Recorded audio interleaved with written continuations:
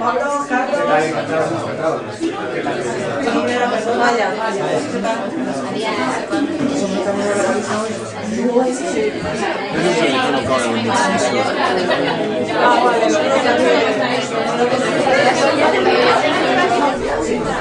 muchísimas gracias por estar aquí esta tarde. Pues vamos a hacer una serie de ponencias debido al centenario del nacimiento de Burroughs. Va a haber varios ponentes. Empezamos por Servando Rocha, que participa desde hace 20 años en distintas expresiones radicales relativas a la contracultura. Es editor de La Felguera, de la editorial La Felguera.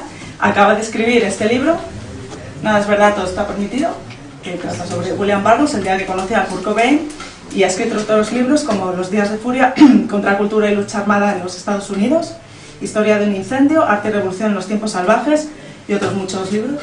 Yo agradecer a Generación X, a todos aquellos que me invitaron a esto, que me pareció una pasada.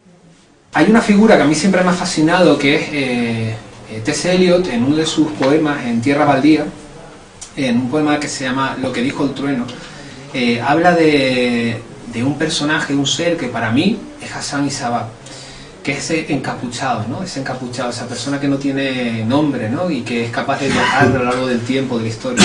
Dice: ¿quién es el tercero que camina a tu lado? Si cuento, solo estamos tú y yo juntos, pero si miro hacia adelante por el camino blanco, siempre hay otro caminando junto a ti. Un encapuchado que se desliza envuelto en un manto oscuro. No sé si es hombre o mujer, pero ¿quién es aquel al otro lado de ti, ¿no? Cuando de pronto vuelves a repensar la obra de Burroughs y te das cuenta que él creía en todo aquello, invasiones, alienígenas, cuartas dimensiones, reencarnación, por supuesto. Y Burroughs yo creo que siempre sintió que no era necesario ir a Alamut para ya estar en Alamut. Pero en cambio, en 1973, Brian Gysin, que ya es un hombre mayor, emprende un viaje hacia Alamut, y creo que en alguno de sus libros que cuenta precisamente esto, hay un libro que se llama El proceso, donde habla de todo esto. Es curioso porque siempre tendemos a embellecer, con el sentido mágico que tiene Hassan y Sabah, siempre tendemos a embellecer la realidad mucho más de lo que es, ¿no? Si no, la realidad sería terrible, ¿no? Cuando él llega allí, lo que quedan son unas ruinas. The Master of Assassins, de Botoul, que fue la persona que en 1936 escribió quizás el libro más serio. Claro, si estamos teniendo en cuenta que Hassan y Sabah nació en el año 1050 y tenemos que esperar hasta 1936, partiendo de la primera fuente seria, entre comillas, que fue el libro de las maravillas de Marco Polo, escrito un siglo después, pues nos podemos imaginar que la sombra sobre Hassan y Sabah sigue siendo la misma, es decir, no sabemos realmente quién fue Hassan y Sabah, ¿no? Hassan y Sabah nace, lo que sabemos es que nace en 1050 en una ciudad persa que se llama Qom, que es donde actualmente está Irán. Su familia se traslada a una ciudad que es donde ahora mismo está Teherán. Es en ese momento cuando tanto él como su familia abrazan lo que es el ismailismo.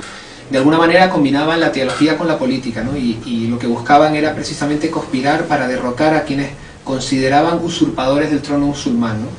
Y en su lugar colocar a un descendiente de Ali, el cuarto califa. Según ellos, los descendientes de Ali eran los únicos capaces de conocer el significado esotérico del Corán. Ya tiene una leyenda detrás de instigador, de líder religioso, político.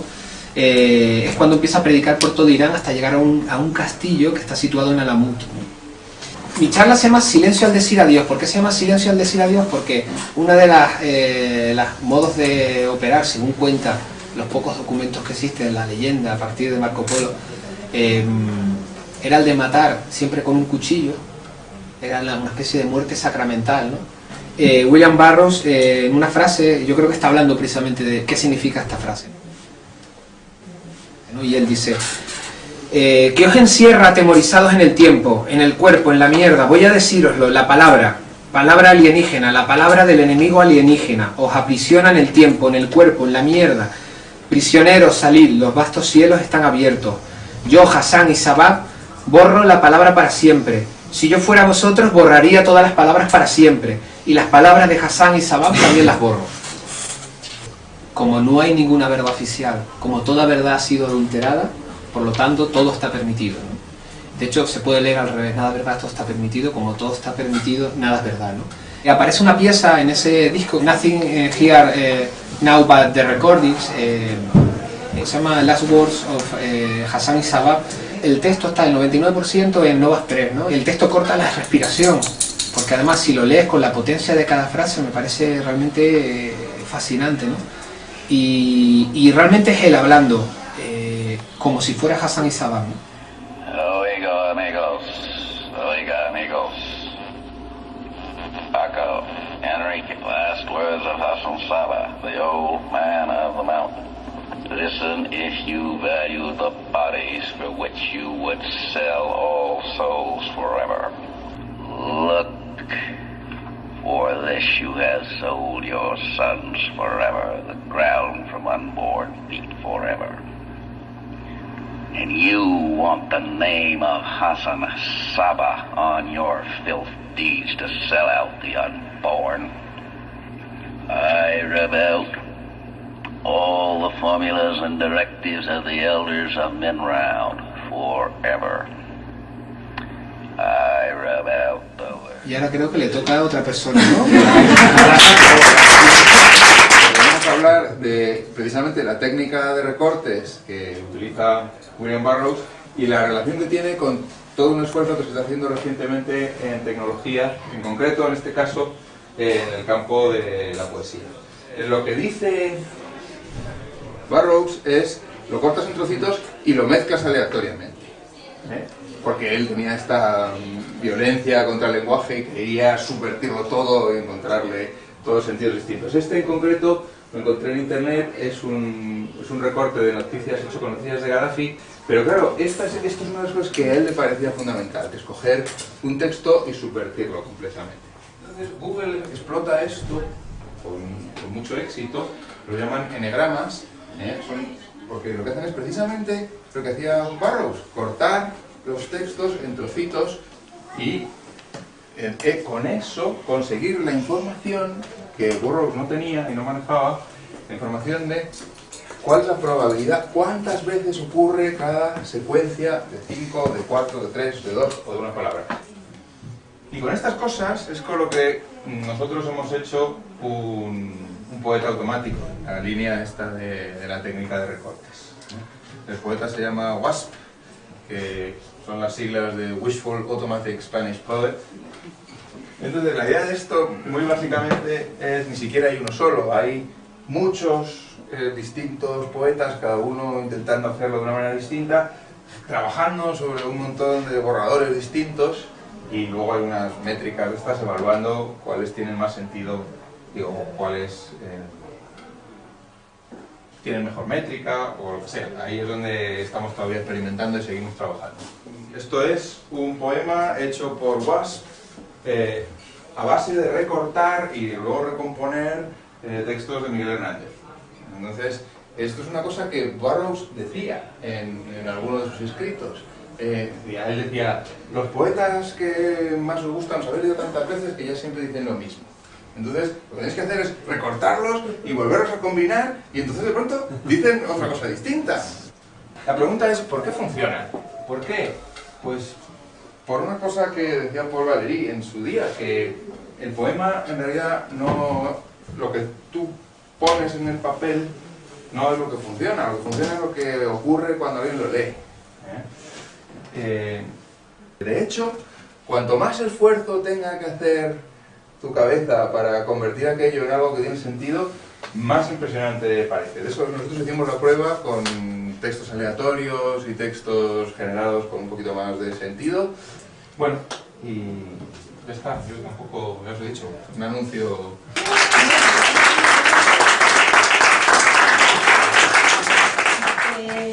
Yo cuando trabajo a Burroughs, cuando lo vemos en clase, lo veo como un autor bisagra. Bisagra en sentido a ideas que son claramente o que están claramente asociadas con la modernidad artística, literaria, y ideas relacionadas con la posmodernidad.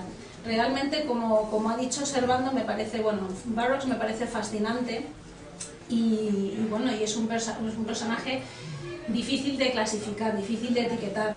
Los modernistas realmente rechazan, ellos contra lo que se rebelan es contra el lenguaje como comunicación, el lenguaje de la convención, el lenguaje con el que todos nos comunicamos, ¿no? Y desde luego lo que dicen los modernistas es el lenguaje convencional, el lenguaje de la comunicación no es un lenguaje apto para el arte busca otras cosas, el arte busca evocación, no información. Entonces lo que os quería decir es que Trilogía Nova, Burroughs propone que los personajes se liberen del reality studio. Con estas técnicas de cut-up o de recortes, parece que está incitando, incitando al lector a que se rebele contra la dictadura de las estructuras verbales impuestas, ¿no? Yo les voy a hablar un poco sobre los microrelatos, porque me parece que la técnica narrativa de William Burroughs tiene algo en común.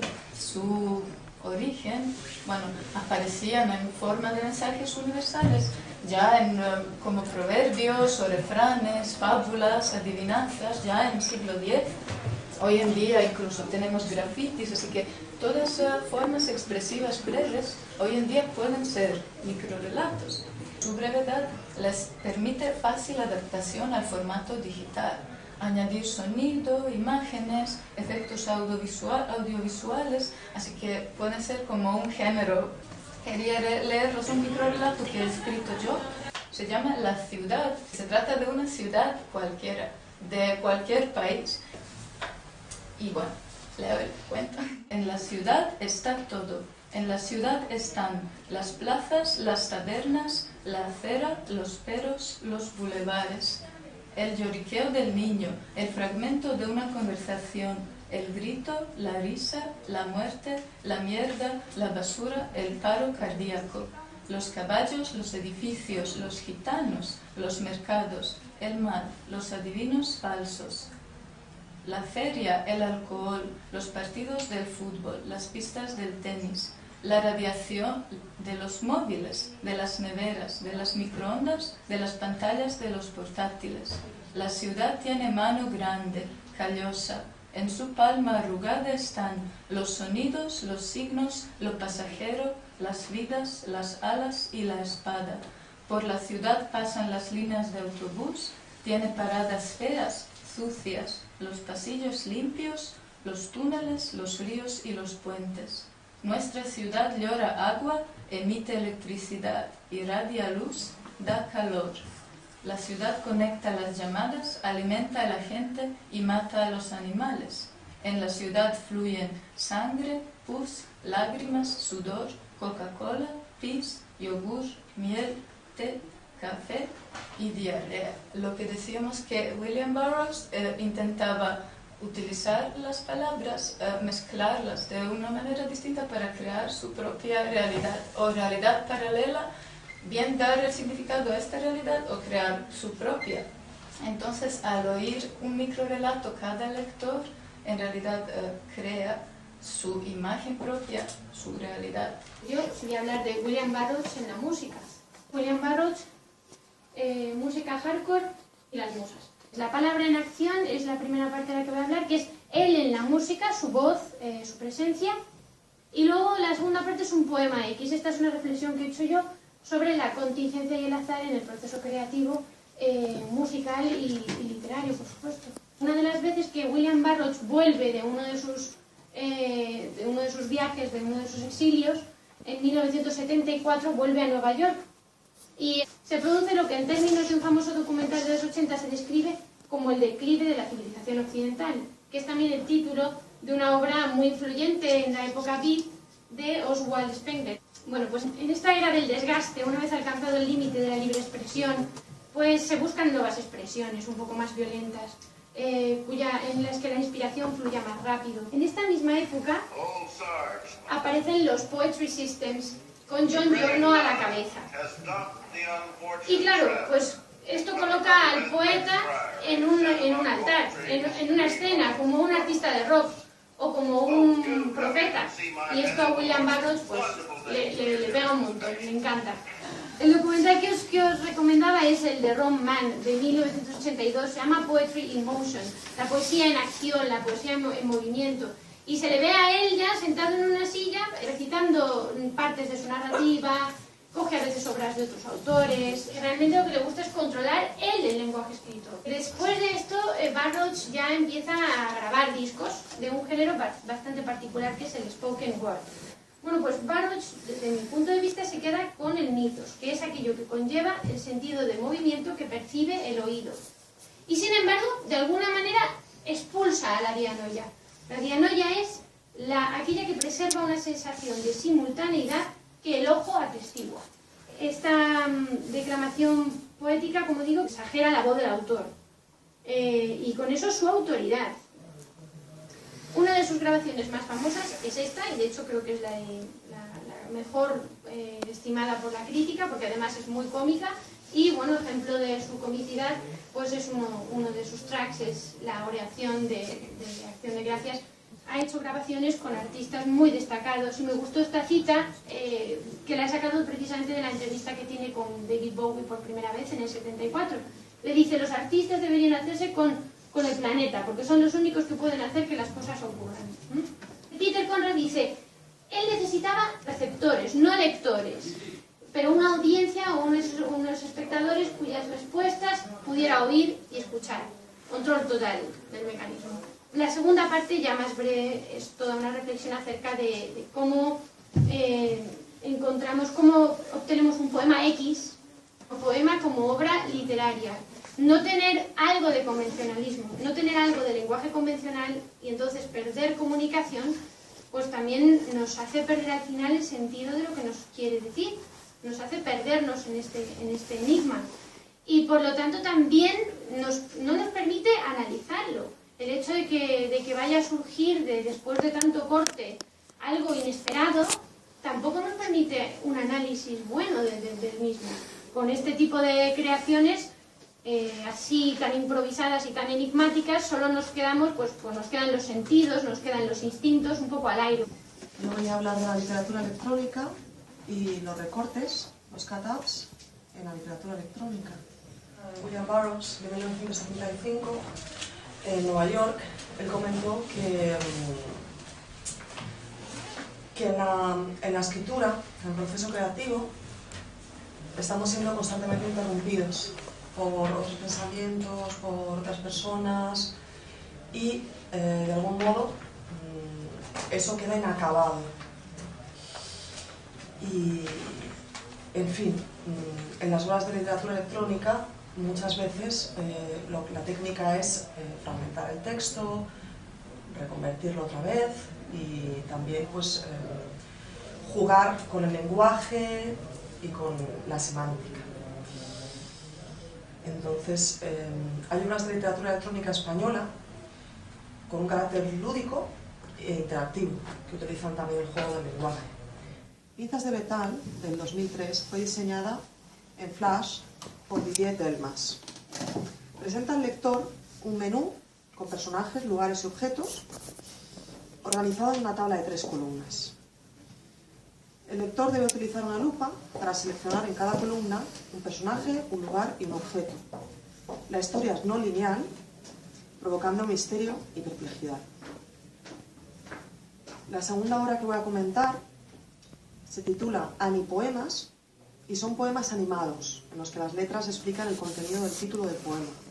En Panorama desde un tren, las letras T, en movimiento, se convierten en los tendidos eléctricos de la luz que veríamos desde un tren.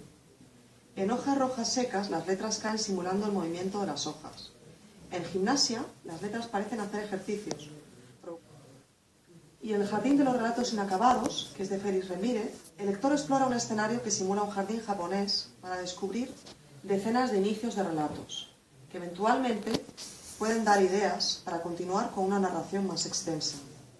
En esta obra el autor, al igual que decía Burroughs, quedaban inacabados y esperando a ser rescatados por otros lectores.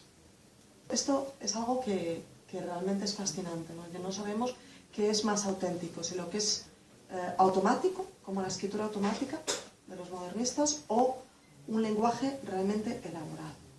Muchas gracias. Entonces, las pausas, dónde colocas el principio de la frase, esto creo, pues no sé si lo habéis resuelto o no, se salta, es como, no existe, vas directamente al texto y a la organización de ese texto, pero no las pausas, la respiración, el lienzo que es este papel. Y me parecía curioso cómo se contradice, o sea, es completamente contrario a todas las teorías de los Black Mountain Poets. Los poemas lo que hacen, efectivamente, hay un proceso de normalización, quitan las mayúsculas y demás para que luego no quede muy mal, y hay un proceso luego de recuperarlo, o sea, cuando los principios de las frases se ponen en mayúscula. Y una cosa muy curiosa es el tema de la puntuación, porque la puntuación en principio no está cubierta por los modelos de lenguaje que usamos, entonces eso sí que hay que añadirla después, y hay una serie de algoritmos para decidir dónde se ponen los puntos y qué puntos se ponen, o interrogaciones o exclamaciones. Me llama la atención el concepto ese de elimino lo que no es esencial, lo que no es importante, pero ¿por qué eso no es lo importante del relato del poema? Entiendo que porque se basa realmente en algo en lo que lo que quiere es realmente transmitir un significado, ¿no? Que se entienda lo que dices, una idea en general, pero precisamente creo que ahí igual se pierde un poco lo que es en sí el arte, ¿no? Que muchas veces no tiene por qué entenderse. Sí, hay no críticas tiene... de microrelatos que dicen que al final el lector o el receptor se queda con un sentido de desnudez. Lo que tú has comentado, que como es el relato al final queda un poco como o demasiado corto, o que le falta algo. Es posible. O como el que habláis antes de Spoken Word, John Cooper Clarke, el poeta punk, que dice, tiene un haiku que es: to convey one's mood in 70 syllables is very difficult.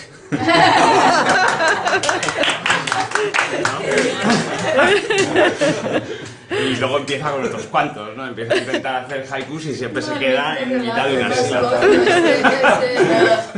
Muchas gracias.